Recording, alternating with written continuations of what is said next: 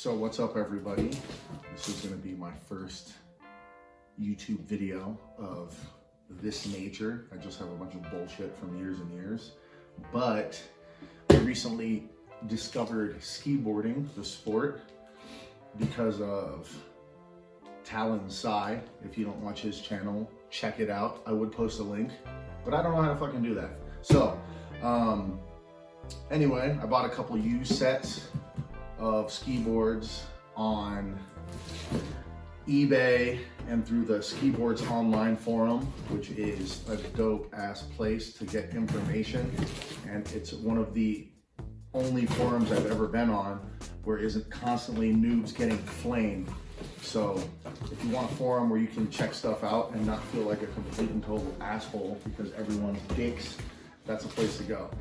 But so I bought some Dynastars first, just like 88 centimeter old school stuff. Actually, here, I have them. These guys, and I got them for like 120 bucks on eBay, and wanted to check out the sport. And I'm like obsessive compulsive, so I was like looking in, I got these, I realized, oh, these are kind of older, and I started freaking out, and I was like, well, I want to get something newer. And so I switched, and even before I ever went skiboarding, I bought these, which are the RVL8 revolts, and I got them used. And I got a package deal where I got these, and they actually came with these Bomber Elite 2 bindings that I switched over onto my Dynastars. And I bought a set of RVL8 receptors because I like brands to be with the same brands. You don't have to do that, but these are the most modern bindings made for the sport that are non-release. A lot of people are switching over to release bindings because they're scared of twisting knees or something. I'm kind of a hard head and I want to be pro right out the gate, which isn't the recommended way to do. I think release bindings are safer, but I haven't had a problem yet going out and skiboarding and taking a couple spills, but these seem to work fine. And I like how low they are as opposed to being all sitting up with the huge Bruce riser. But anyway, so I went out a couple times and I love it. If you haven't tried it, I recommend highly. It is the best way to slide down a snow-covered mountain, in my opinion. But, so I decided to bite the bullet and get a brand new set. So I went with the KTPs, which I haven't even seen yet in person. Like, I haven't seen a set of KTPs. And that guy Talon that I was talking about, he rides KTPs.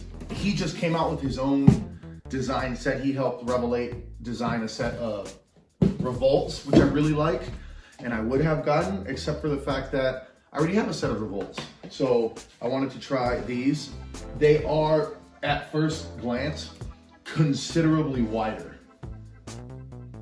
And these aren't recommended for beginners because of that. I guess it's harder to get the edge in. I picked it up really quickly. I don't know if everyone's gonna pick it up as fast as I did. I went out and went off the lift. The first time I got off the chairlift, I turned the first corner and I was like, oh yeah, I got this. And I've been bombing around since, but I don't know if everyone's gonna do it. I took a couple buddies, they didn't pick it up as quickly.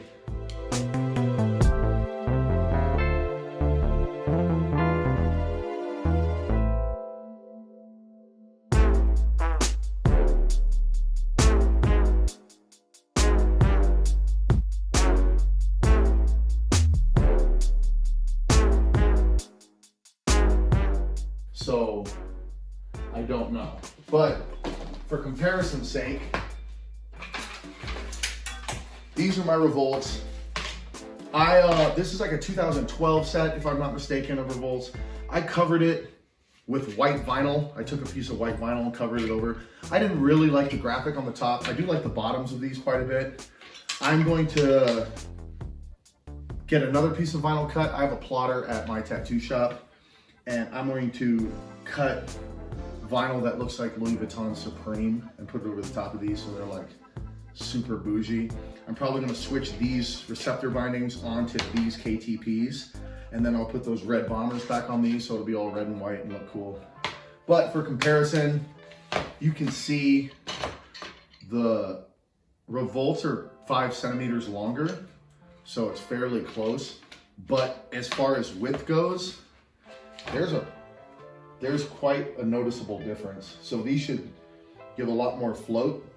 And one thing that I think is really cool about them is they do have the adjustable, I don't know if you can see this, the adjustable mounting position. So you can mount them dead center, or you can mount them back so you can float through powder a little bit better. I'll probably just ride them neutral because I am still new enough to where I probably won't notice a huge difference. And let's see what else came with it.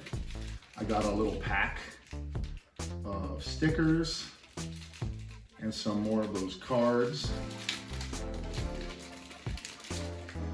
you carry with you on the slopes. So when people ask you about skiboarding, you can hand them one of these cards, and it has a I met a skiboarder coupon code, which you can use to get 5% off any order, which is pretty dope. What else? Different size stickers, a coaster, which is cool.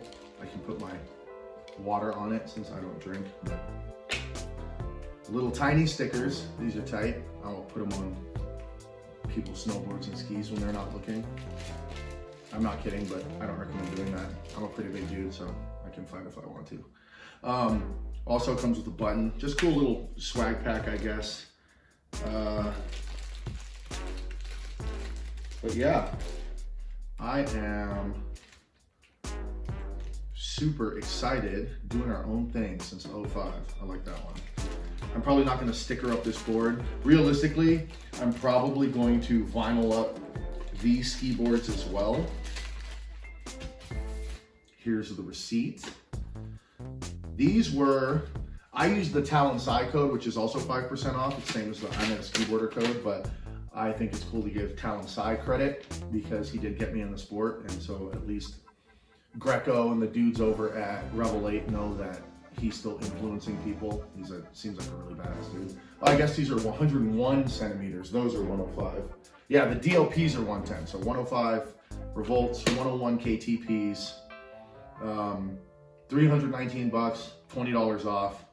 Total shipped $322, which is not bad. I mean, if you're trying to find, like, these are the top of the line ski boards made, and I challenge you to try to find a top of the line anything for snow sports for $320.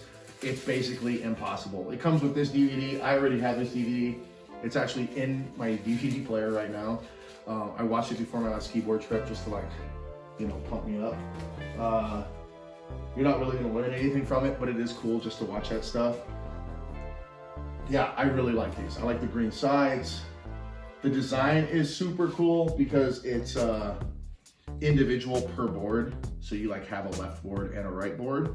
I'm not sure that there's actually a difference like in geometry or anything. I doubt it, but having a design that matches up is really cool. That's how the Bantams are. I have a set of those. I got them for my lady. She's not really good on them. So she actually is using the revolts, which she shreds on pretty good. But yeah, you can see it's got this really cool octopus design. I can't remember the name of the dude who designed it, but he does pretty much all the stuff for RVL8, and he is a really good artist. I'm a professional artist, so I can appreciate something cool like this. So this is how they look. I'm gonna go ahead and slap these bindings on just so I can show you guys what it looks like after. All right, just like that. This is how they look with the receptors on. I think this is a badass color combo with just the yellows and greens in it. Look really good with the gold receptors. And I'm partial to gold anyway. I think it looks really nice. Now, I have leashes on these. One thing I like to point out. I know some mountains are sticklers about it. I live in Arizona. Like the ski resorts here are just happy it's snowing, and non-release, like these things really aren't gonna come off. I wear them fairly tight in my boots. I mean, for me to crank them on, it's they're snug. So I don't think that they're really gonna pop out. I don't have to risk one sliding down the hill, but I do ride with leashes. And the main reason I do that is simply because I've noticed putting these on, when you're standing out there, if you have this up, like mine fall back. I don't know if it's because I got them used, but they don't seem to stay up like this. So when I try to lock my heel in, a lot of times it pushes down and I kind of look like a dipshit just standing there for 10 minutes trying to get my things in. Whereas if I have a leash on, I can just hold it up with one hand and just click it in and make sure that's in, and then I just have to pop this on, and it makes the whole process a lot easier. So, I mean, yes, wear leashes because you're supposed to, but also they're very useful for getting your ski board on. So anyway, that's it. Once again, big thank you to Talon Sei for introducing me to this sport via YouTube. I would love to actually go down the mountain with that dude because he shreds fucking balls. So check out his videos, please. Also, thank you for watching mine if you did.